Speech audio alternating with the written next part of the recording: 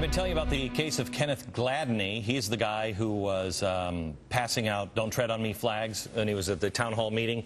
He was attacked, allegedly, by two SEIU thugs. I don't know why I have to say SEIU. We have them on tape. He says they punched him, kicked him in the head, called him the N-word. We've been asking the county councilor reviewing the case, and when are you going to file charges on this one? I mean, SEIU, union thugs.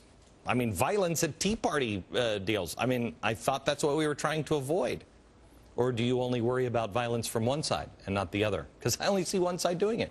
Well, finally, we were answered. The charges came out against the suspects right as we went away for Thanksgiving. So we could have 4 days to pass where nobody in the media would then pick this story up. Well, almost no one in the media. Inconvenient. Mike Flynn is here. He is the editor-in-chief of BigGovernment.com, also senior judicial analyst Judge Andrew Napolitano. Mike, let me start with you. Tell me what happened. Well, finally, we got word. I mean, Wednesday after, your show put focus on this. I mean, we've been writing about it at Big Government for quite a bit. And finally, we found out Wednesday that charges were filed. Interestingly, though, it wasn't assault charges. It's an ordinance violation right now. Wait a minute. They kicked him in the head. They punched him. They called him the N-word. It's an ordinance? Well, yeah. Which ordinance did they violate? Were they up too late? Was it curfew? Disturbing the peace, I believe. What's interesting is that neither Reddington nor her assistant, Brian Malone, even bothered to look at the medical records or request the medical records for Kenneth Gladney. So wait a minute. these charges. I believe this plays into something. I believe there is a possibility that everybody in the progressive movement is psychic, because this is the same thing they did with Chris Dodd. They wanted to check into all of the, sweetheart deals.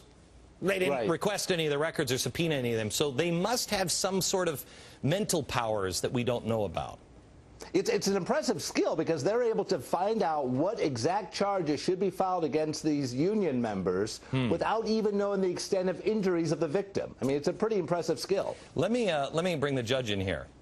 I seem to recall that there's some new hate crimes legislation. Very good memory. Once in a while, a brain cell works. If you assault someone and express hatred for their race, at the same time you assault them, you can be indicted for a felony by the Justice Department if the Justice Department wants to indict you.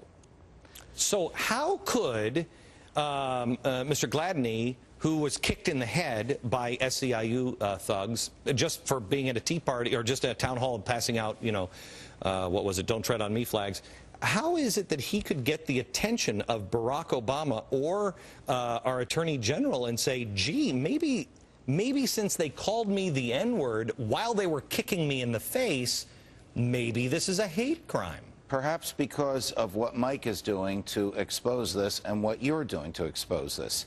A, it was organized. You and I watched the tape of them kicking him. It wasn't just a random act of violence. It was organized. B, it was to suppress his free speech. C, as they were kicking him, they were expressing hatred for his race. All three of those categories are what the federal government is supposed to prosecute people for doing. Instead, what they've charged these thugs with is the moral equivalent of jaywalking. What happens, Mike? What do they get? What are they just going to get? A ticket, a fine, a slap on the wrist? Well, I mean, we'll have to see. The other thing I want to, Judge Napolitano was very, good in mentioning this was organized. I mean, we have a story of a Big Government today where we saw that this assault came just hours after a White House advisor had said to punch back twice as hard. It came the day after one of the leftist healthcare groups released a memo advising people on how to fight back against the right at town halls. I mean, this was clearly an orchestrated hit, and we're just going to have to keep focus on it. I mean, if St. Louis is going to keep doing this, we'll have to start a big St. Louis government website to look into what's going on there. Let me just, I got to take a break. And when I come back, I just want to say, first of all, I hope these guys don't get anything on their record because they wouldn't be allowed, union member that wouldn't be allowed into the White House. I thought that would be bad. And then I realized, wait a minute, no. Anyone can get into the White House now. More on that next.